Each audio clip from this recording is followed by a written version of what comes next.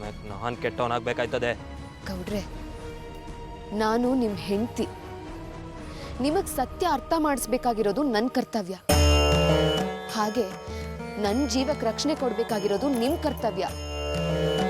ನಿಮ್ಮ ಶತ್ರುನೇ ಬಂದು ಪಂಚಾಯತಿಲಿ ದೂರು ಕೊಟ್ಟರು ಒಂದು ಸಲನಾದರೂ ಅವ್ರ ವಾದ ಏನು ಅಂತ ಕೇಳ್ತೀರಾ ತಾನೆ?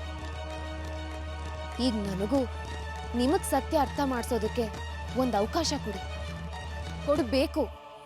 ಯಾಕಂದ್ರೆ ಅದು ನನ್ನ ಹಕ್ಕು.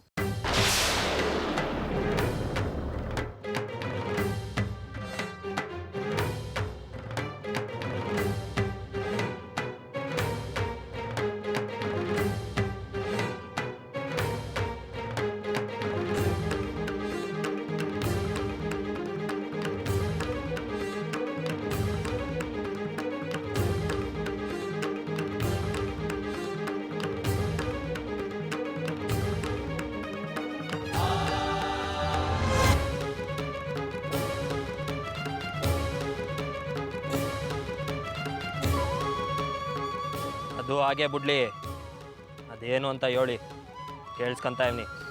ನಾನು ಕೇಳಿದ್ದು ನೋಡಿದ್ದು ಎರಡೂ ಸುಳ್ಳಾಗಿರ್ಲಿ ಅನ್ನೋ ಆಸೆ ನನಗೂ ಇದೆ.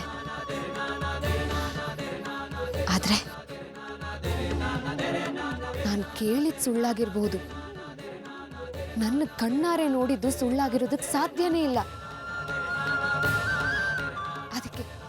ಅದಕ್ಕೆ ನಿಮ್ಮ ಹತ್ರ ಹೇಳೋ ತೀರ್ಮಾನ ಮಾಡಿದ್ದು.